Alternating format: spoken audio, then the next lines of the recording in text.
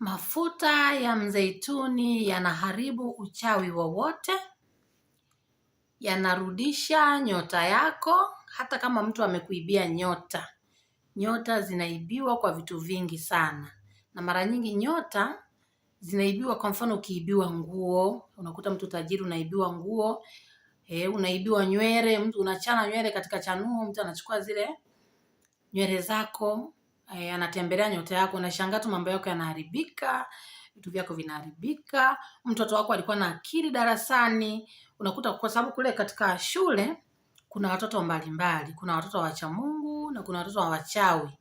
Unakuta yule mtoto anatumwa kwamba chukua nyota ya mtoto mwenye akili ili utumie wewe.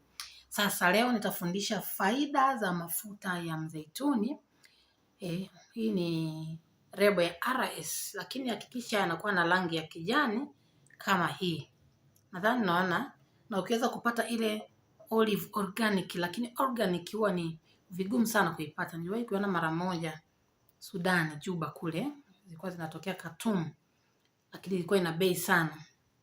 Ukikosa organic, basi tumia hata haya, ni ya bei rahisi, yanauzwa shilingi 5,000 tu. Rangi yake kubwa ni ya kijani. Haya ndio mafuta ya mzeituni original. Naitwa Tabibu Royce. Ninaamini katika nguvu za ulimwengu, ninaamini katika nguvu za asili, ninaamini kwamba Mwenyezi Mungu yupo, ninaamini energy, nishati iliyoko ndani yangu. Ninaamini kwamba ninaweza kutamka kitu chochote na kikatokea kwa jinsi nilivyotamka. Ulimi wangu, kinywa changu kina uwezo wa kuumba chochote. Ninatamka kisha ninaamini, nadhihirisha kwamba hicho kitu kimekuwa. Sasa jinsi ya kurudisha nyota iliyoibiwa. Pengine uliibiwa nguo ya ndani, uliibiwa nywele zako, kucha zako, mtu akakuchezea. Unachukua mafuta ya mzeituni kama haya. Halafu unamimina katikati. Kwanza unasali kwa dini yako yoyote. Uwe Muislamu, amini Mungu Allah. Uwe Mkristo, amini kwa jina la Yesu Kristo. Uwe Mhindi, amini dhehebu lako lolote. Unachotakiwa ni kuyaombea mafuta. Unasali tu Mwenyezi Mungu uliyeumba ya mafuta, na kusina kuomba kupitia miti ya mzeituni na mafuta ukapata kunirudishia baraka zangu, mali zangu zilizoibiwa, watoto wangu walioibiwa nyota. Watoto walikuwa na akili darasani, wamekuwa wajinga ghafla. Mtoto alikuwa na akili anakuwa mjinga, ukae ukijua kwamba huyo mtoto ameibiwa nyota. Sasa jinsi ya kurudisha, unachukua unaweka hapa katikati ya utosi, unamimina. Sio, unaona vizuri hapa. Hakikisha mimi na nywele ndefu, lakini hakikisha mafuta yaguse ngozi. Na wewe ambaye umezaa mtoto mchanga, hakikisha unampaka mafuta katikati ya utosi. Halafu huku unanuia sasa, narudisha nyota yangu ing'ae kama zamani. Unapaka katika paji la uso. Paji la uso ni hili lote, lakini mimi wanapenda kupaka hapa. Unapaka katika kifua. Hapa katika kifua chako. Unaweka kidogo mengine, unapaka katika viganja vyako hivi. Halafu unapaka katika miguu. Miguu kule chini kwenye makanyagio, katikati ya miguu. Sio kwenye nini, yani huu mguu unapokanyaga, nyanyua mguu wako huku kwenye hili gamba jeupe, chini kabisa ya miguu unapaka. Fanya hivi, halafu mengine unakunywa kidogo, kiasi cha kijiko kimoja. Hapa nakunywa tu kienyeji, lakini kawaida wanapima kijiko kimoja. Kama unaona umefanywa sana uchawi mkubwa, kunywa kijiko cha chakula. Kama mimi huwa natumia kijiko cha chai, lakini nitakupa historia kwa nini mafuta ya mzeituni yaliwahi kuniokoa, na nilifundishwa na padri mmoja. Mimi nikupe ushuhuda mmoja. Kuna kipindi nilikuwa kila nikibeba mimba miezi 8, 9, mtoto anakufa tumboni. Wanasema sio alinyongwa na kitovu, mara sio nilipata kifafa cha mimba, mara sio nini. Basi nikawa nimeenda kumuona padri mmoja wa Roman Catholic. Ninaamini kwamba Roman Catholic ni dini ya Mwenyezi Mungu na Mungu wetu ni mmoja.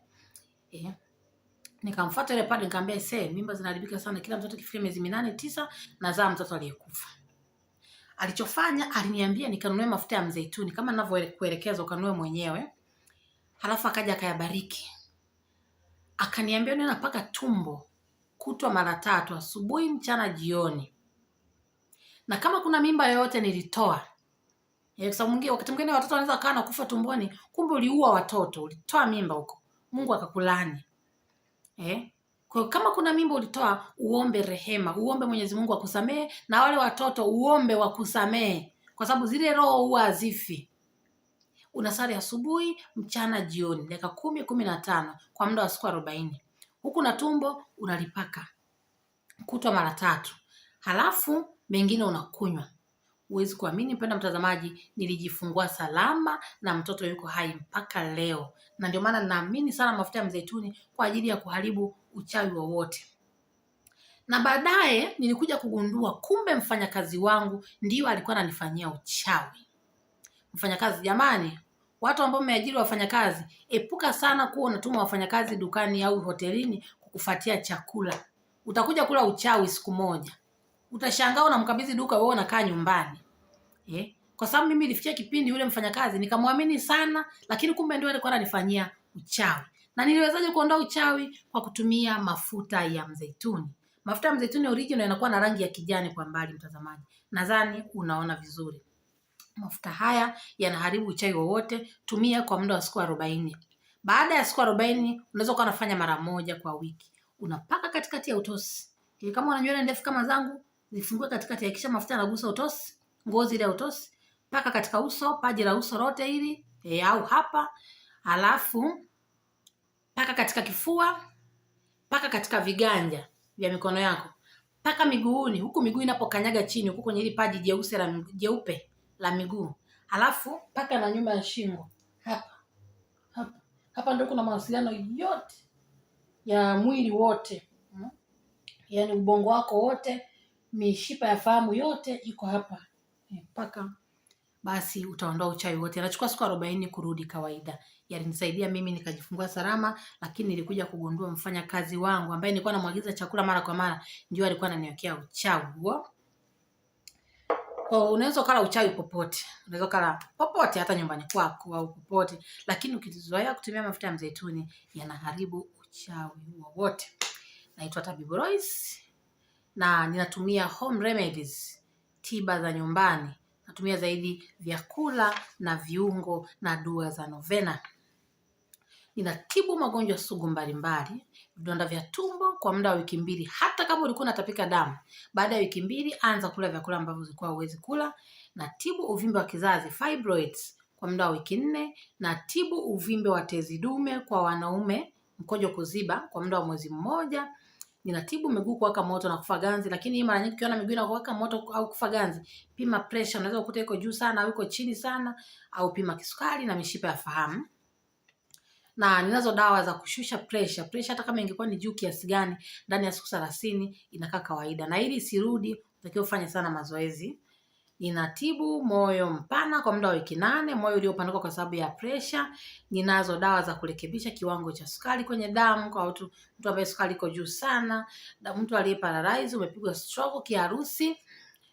Unakutibu kwa muda wa miezi 2, macho kushindwa kuona mbali au karibu. Ninatibu meno kwa muda wa wiki 1, natibu asthma pumu kwa muda wa wiki 3, mifupa, magoti, unakuta maungio yanauma kwa muda wa wiki 3, magonjwa sugu mbalimbali, tunazo dawa za kusafisha ini na figo hatua ya kwanza na ya pili. Na pia kwa wale wanaoteseka nafsi, roho. Kuna mwingine haumwi lakini roho yake inateseka. Familia yake imevurugika, mke wake amemvuruga, mume wake amemvuruga, watoto wameharibika. Kuna watu mtaani wanakusumbua na kutesa, na kuna nyumba zingine za upangaji unapanga na mtu mkorofi ambaye anakunyima amani. Tunasoma dua kwa muda wa siku 9, dua za novena. Sala za novena zinapatikana katika maduka ya bookshop yote ya Roman Catholic.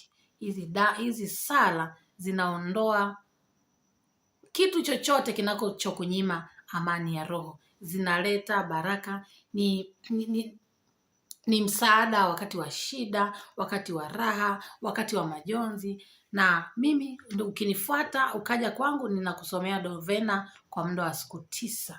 Nimezitumia sala za novena kwa muda wa miaka 20, zimenisaidia mambo mengi sana. Hakuna kitu chochote ambacho sala ya novena inashindwa. Hakuna, hakipo ambacho sala ya novena inashindwa. Na